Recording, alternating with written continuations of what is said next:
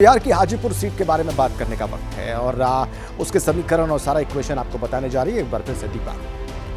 ये high profile seat है बिहार की हाजीपुर, जिसको लेकर लगातार चर्चा यहाँ पर होती रही है। चिराग पासवान दावा करते रहे हैं जीत का, लेकिन यहाँ पर चिराग पासवान के सामने टक्कर उनको कौन दे रहा है, मुकाबला किसके साथ है, ये देखिए आप। चिराग पासवान एलजेपी-आर की तरफ से मैदान में है और इनके अलावा शिवचंद्र राम जो है वो आरजेडी के उम्मीदवार हैं जो कि मैदान में उतरे हुए हैं।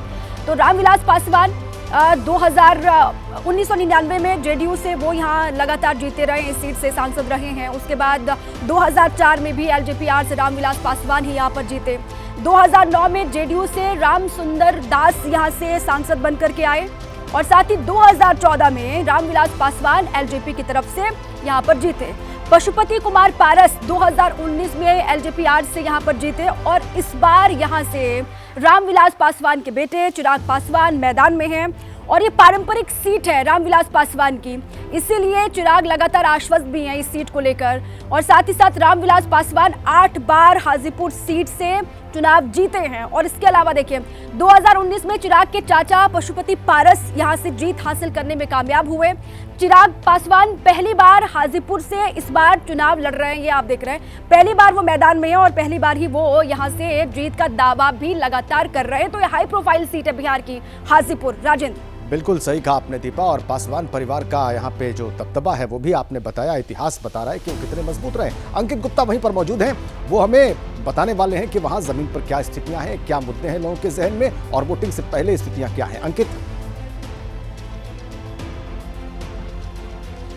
बिल्कुल राजेंद्र, एक हाई प्रोफाइल सीट, उसकी वजह यह है कि ये वो सीट है जिसको लेकर के चाचा और भतीजे के बीच में एक तरह से लड़ाई चल रही थी, यानी कि पशुपति पारस जो यहाँ से मौजूदा सांसद है और उनके भतीजे चिराग पासवान, दोनों के बीच में जो है एक तरह से इसको लेकर के लड़ाई चल रही थी। चिराग का कहना था मैं लड़ूंगा, चाचा का पशुपति पारस का कहना था मैं लड़ूंगा, लेकिन आखिरकार चिराग यहाँ से उम्मीदवार हैं और अब ये जो है उनके पक्ष में जो है माहौल बनता है या नहीं बनता देखना दिलचस्प होगा। लेकिन यहाँ पर जब मैं जिस बूथ पर हूँ यहाँ पर साफ तौर पर लिखा हुआ है मेरा वोट मेरा भविष्य, और ये सेल्फी पॉइंट बनाया गया है। लेकिन राजेंद्र यहाँ पर मैं जो कुछ सेकंड लूंगा और आपकी जो है एक बात करवा देता हूँ उस मतदाता से जो मतदान शुरू होने से 1 घंटे पहले यहाँ पर पहुंच गई हैं और इंतजार कर रही हैं, इनसे भी बात कर लेते हैं। और यही उत्साह वो है जो काफी महत्वपूर्ण है मतदाताओं के लिहाज से। वोटिंग तो 7 बजे शुरू होनी है, आप 6 बजे से आ गए हो, जल्दी आ गए घर से, पता था टाइम का नहीं पता था, 6 बजे। हाँ 6 बजे तो आ गए, लेकिन वोट तो 7 बजे है, 7 बजे से है।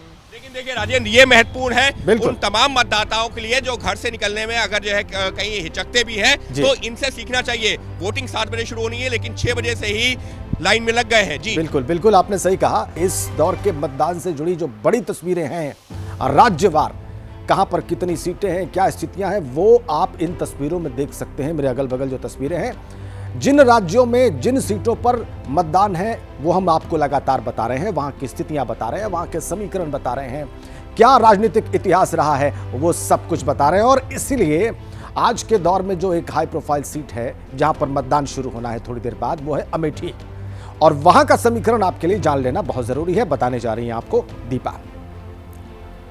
तो देखिए 49 सीटों पर इस फेज में वोटिंग हो रही है। सबसे ज्यादा उत्तर प्रदेश की 14 सीटों पर वोटिंग और सबसे हाई प्रोफाइल जो सीट है वो अमेठी की सीट भी बनी हुई है। अमेठी में किसके बीच में मुकाबला, ये देखिए आप। महिला बाल विकास मंत्री स्मृति ईरानी बीजेपी की ओर से दूसरी मर्तबा वो ताल ठोक रही हैं और उनके सामने गांधी परिवार के सिपहसालार बहुत करीबी यहाँ से केएल शर्मा जो है वो इस बार मैदान में उतरे हुए हैं। एक और केंद्रीय मंत्री और दूसरी ओर केएल शर्मा। तीसरी बार अमेठी से वो लड़ रही है चुनाव। 40 साल से अमेठी में सक्रिय है केएल शर्मा। इसको लेकर कांग्रेस लगातार कहती रही कि इसका फायदा मिलेगा। तीसरी बार इस बार स्मृति ईरानी मैदान में है। अब बस एक बार फिर से लिए चलते हैं राजेंद्र के पास। धन्यवाद दीपा, और समीकरण आपने देख लिया। बिना वक्त गंवाए आपको ग्राउंड जीरो पर लिए चलते हैं, अमेठी लिए चलते हैं। नीरज पांडे हमारे साथ जुड़ चुके हैं। नीरज, क्या देख रहे हैं आप वोटिंग से ठीक पहले वहां? देखिए, मैं अमेठी लोकसभा क्षेत्र में हूँ इस समय। जहाँ पे हूँ मैं, ये इन्हौना गांव है, इन्हौना गांव का ये पोलिंग बूथ है। अभी फिलहाल तैयारियां चल रही है, चूंकि एक छोटा सा गांव है, लोग गांव के लोग हैं, जब 7 बजे शुरू होगी उसके बाद धीरे धीरे निकलेंगे, लेकिन तैयारियां लगभग पूरी हो गई है। पोलिंग बूथ का अंदर का नज़ारा देख लीजिए आप।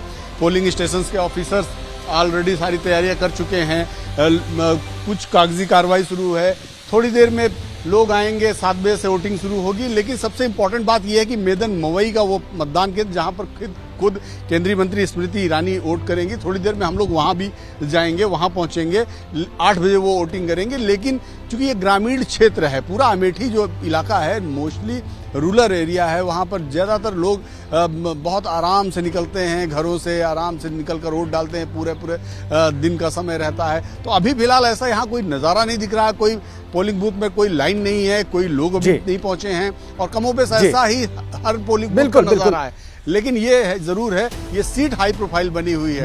बेशक लगातार चर्चाओं में रही अपने वहां पर जो उम्मीदवार कांग्रेस के कब घोषित होंगे इसको लेकर, और आपने तस्वीरें दिखाई, आगे भी आपके पास आएंगे। लेकिन फिलहाल बारामूला चलते हैं। आसिफ कुरैशी वहां से हमारे साथ जुड़े हुए, वो वहां का हाल बताने जा रहे हैं वोटिंग से ठीक पहले का। आसिफ, बिल्कुल राजेंद्र, देखिए अभी तकरीबन आधे घंटे से ज़्यादा का समय यहाँ पर वोटिंग को है, लेकिन तैयारी पूरी हो चुकी है। मेरे पीछे 2 पोलिंग स्टेशन है। हम इस समय बांडीपुरा के सुंबल इलाके में हैं और ये बारामूला कॉन्स्टिट्यूंसी में पड़ता है। और यहाँ पे जो मुख्य मुकाबला है वो पूर्व मुख्यमंत्री उमर अब्दुल्ला का पीपल्स कॉन्फ्रेंस के सज्जाद लोन के साथ है। इसके साथ साथ इंजीनियर रशीद और पीपल्स डेमोक्रेटिक पार्टी के पूर्व सांसद रहे फैयाज मीर है। लेकिन इस सीट का समीकरण ऐसे देखें कि तकरीबन 18 असेंबली सेगमेंट्स पर फैला हुआ है। 17.5 लाख मतदाता आज अपने मत का प्रयोग करेंगे, जिनके लिए 2103 पोलिंग बूथ बनाए गए हैं। चूंकि पिछले 24 घंटे में जिस तरीके की घटनाएं दक्षिण कश्मीर में हुई थी, एक सरपंच की हत्या कर दी गई थी, 2 पर्यटकों को भी गोली मारी गई थी, उसके बाद सुरक्षा के व्यापक प्रबंध किए गए हैं। बीएसएफ दिखाई दे रहा है वहाँ पर जो सुरक्षा के इंतजाम है। जैसे ही घड़ी का काटा दोपहर 2:30 पे आए, बबीता जी का दिल सास बहू साजिश के लिए मचल जाए।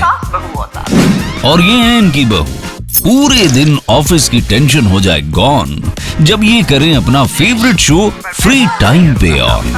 इनकी तरह आप भी देखिए अपना फेवरेट शो अपने टाइम पर और डाउनलोड कीजिए एबीपी लाइव ऐप अपने स्मार्ट टीवी पर।